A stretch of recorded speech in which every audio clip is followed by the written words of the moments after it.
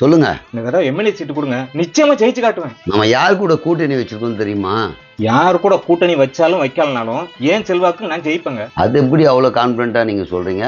என் தொகுதியில எல்லாருக்கும் எனக்கு தெரியுமுங்க. தொகுதியில தெரிஞ்சிட்டா ஜெயிச்சிருவீங்களா? யார் வீட்டு பிறப்பா இருந்தாலும் சரி, யார் வீட்டு இறப்பா இருந்தாலும் சரி, எந்த ஃபங்க்ஷனா இருந்தாலும் சரி, ஆளா நான் போய் நிப்பேங்க. அதனால கண்டிப்பா ஜெயிப்பேங்க. சரி, நீங்க சொல்ற மாதிரி எல்லாத்துலயும் கலந்துகிட்டு இருந்தா கூட உங்களை எதிர்த்து போட்டிக்கிறவங்க இதே மாதிரி கலந்துட்டு இருக்க மாட்டாங்களா? அவருக்கு செல்வாக்கு இருக்காதா? அதை தாண்டிய பவர் உங்ககிட்ட என்ன இருக்கு? என் அளவுக்கு யாருமே அந்த தொகுதியில செஞ்சிருக்க மாட்டாங்க. அப்படியா? சரி. எங்க வச்சேன்? இங்கதான். இது ஓகே. இதுல இருக்கிறதெல்லாம் உங்களுக்கு தெரியுமா பாருங்க.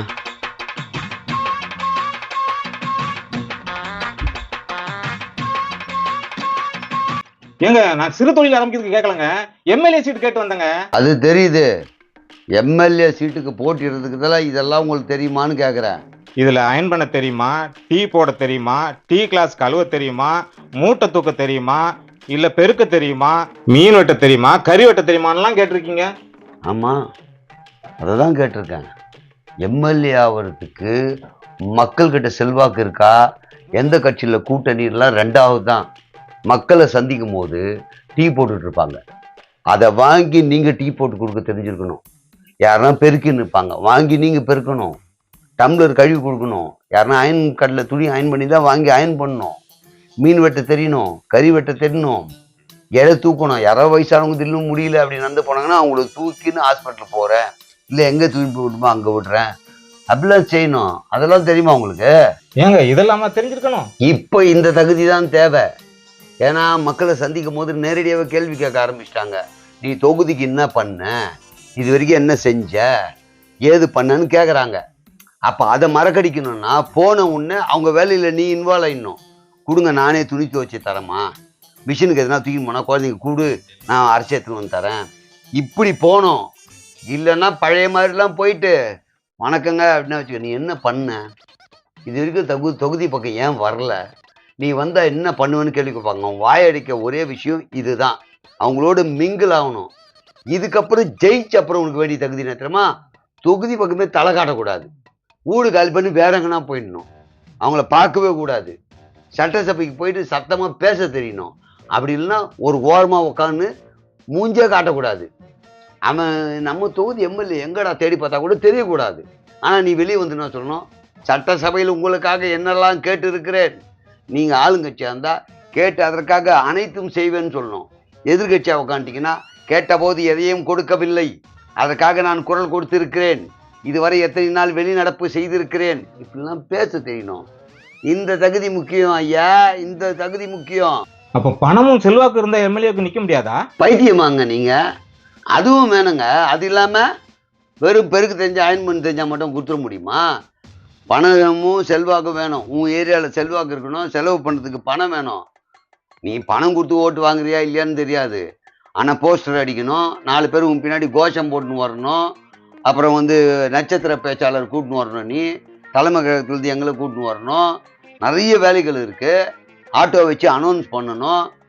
தேர்தல் தேதி அறிவிச்சாச்சு, எலெக்ஷன் நடக்கிறதுக்கு 2 நாள் 3 நாள் வரைக்கும் நீ ஆட்டோவிலையோ வேன்லையோ வச்சு சொல்லிக்கிட்டே இருக்கணும், உன் பேர் மறக்காத அளவுக்கு. அதுக்கெல்லாம் பணம் தேவை இருக்குல்ல. பணம் மட்டும் இருந்தால் போதாது. ஏன் செல்வாக்குன்னா உன் மூஞ்சி தெரிஞ்ச மூஞ்சாக இருக்கணும். நம்ம எம்எல்ஏ ஆகிட்ட மாதிரி இப்போவே கண்ணாடி மாட்டிக்கணும். நீ அப்படிலாம் இருக்கக்கூடாது. அங்கெல்லாம் பவ்யமாக அப்படி போகணும். அதுக்கப்புறம் தான் இப்போ என்ன அப்படிலாம் அது ஆனப்புறம் இது மாதிரி கோல்டு ஃப்ரேமே நீ போட்டுக்கலாம்.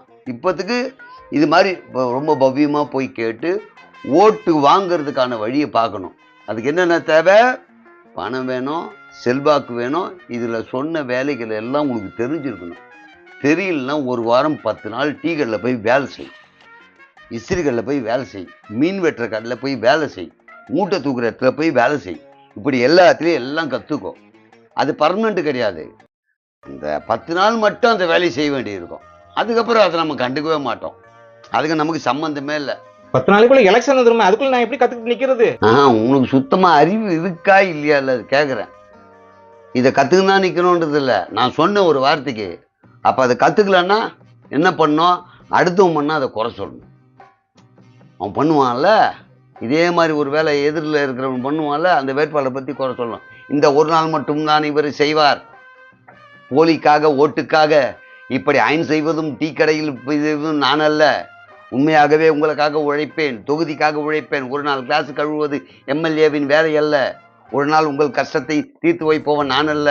5 ஆண்டு காலம் உங்களுக்காக உழைப்பேன் அப்படின்னு மாற்றி பேசணும். உனக்கு ஒன்றுமே தெரியாமல் நீ எப்படி சீட்டுக்காக வந்த நீ? இப்படி ஒண்ணு இருக்குதாங்க. சரிங்க, ஜெயிச்சு வந்ததுக்கு அப்புறம் எவ்வளவு சம்பாதிக்கலாம்? எல்லாமே என்ன கேட்டு தெரிஞ்சுப்பனா நீ எதுக்குன்னு கேட்குறேன். என்னமோ நீ ஒன்றுமே பண்ணாத மாதிரி. இப்போ வரைக்கும் உன் தொகுதியில் நீ என்ன பண்ணியிருக்க? ஏதாவது சம்பாதிக்காமல் இருந்திருப்பியா? எவனா கம்பெனி ஆரம்பித்தான்னா கட்டிங் விட்ருப்ப, பில்டிங் கட்டுறான்னா அவனை போய் ரைடு விட்டுருப்ப. இப்படி எல்லா வகையிலும் சம்பாதிச்சிருப்ப. ஒன்றுமே தெரியாமல் என்னமோ பியூர் மில்க் மாதிரி என்கிட்ட வந்து நடிக்கிறிய. இந்த நடிப்பு இங்கே வேணாம். உங்களை மாதிரி நிறைய பேர் நான் பார்த்துட்டேன். நான் இந்த நடிப்பெல்லாம் இங்கே வேணாம். ஆனால் முதல்ல சொல்ல ரெண்டும் உனக்கு தெரியல. ஆனால் சம்பாதிக்கிறது எவ்வளோ சம்பாதிக்க முடியும்னு கேட்டு என்னையே மிளகாரிக்க பார்க்குறிய. நீ எவ்வளோ பெரிய ஆளாக இருப்ப நீ. நான் என்ன சொல்கிறேன், இந்த தடவை தொகுதிக்காக சரியோ இல்லையோ தேர்தல் பணிக்காக கட்சிக்காக ஒரு நிதி கொடு. தேவைப்படுது, நிறைய நிதி தேவைப்படுது, கொடு. அடுத்த தடவை உனக்கு சீட்டு தரேன். அடுத்த எலெக்ஷன் வரதுக்கு 5 வருஷம் ஆயிடுங்களே. உன்னெல்லாம் கட்சியில் எப்படி வச்சிருந்தேன்னே எனக்கு புரியலையா உண்மையிலேயே. அடுத்தது நம்ம கவுன்சிலர் இருக்கு, எம்பி எலெக்ஷன் இருக்கு, எல்லாம் 5 வருஷத்துக்கு ஒரு தடவை வருதா? அது கவுன்சிலர் ஒரு 4 வருஷம் முடிய போகுது, அடுத்த வருஷம் வரப்போகுது.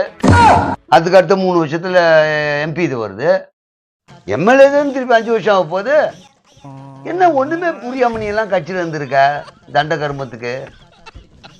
ஒரு கர்மம் தெரியாம முன்னெல்லாம் கட்சியில் வச்சிருக்கேன் பாரு. உன் போஸ்டிங்க மாத்திர மாதிரி ஆயிடும். ஐயா ஐயா அப்படி எதுவும் செஞ்சிடாதீங்கய்யா. நீங்க கேட்ட நிதி நான் கொடுத்துறேன் ஐயா. நீங்க என்ன சீட்ல கொடுத்தாலும் சரி நான் நிக்கிறேன் ஐயா. சரி சரி, நிதி கொடுத்துட்டு இந்த தடவை உன் தொகுதியில யாருக்கு நம்ம சீட் தரமோ அவர் கூட சேர்ந்து பணியாற்றுங்க, தெரிஞ்சுக்குங்க நிறைய விஷயம்.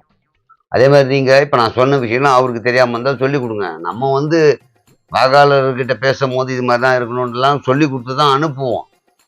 அது பிரச்சனை இல்லை. ஒருவேளை மறந்துட்டாருன்னா நீ கொஞ்சம் ஞாபகப்படுத்துங்க.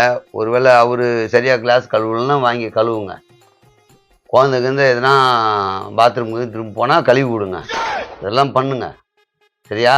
சரிங்க ஐயா. ஹைலைட்டாக அதே மாதிரி உங்கள் ஏரியாவில் இருக்கிற இந்த யூடியூபோ பேப்பரோ பெருசாக ஸ்டில் எடுத்து போடுங்க. அவரை போட சொல்லுங்க.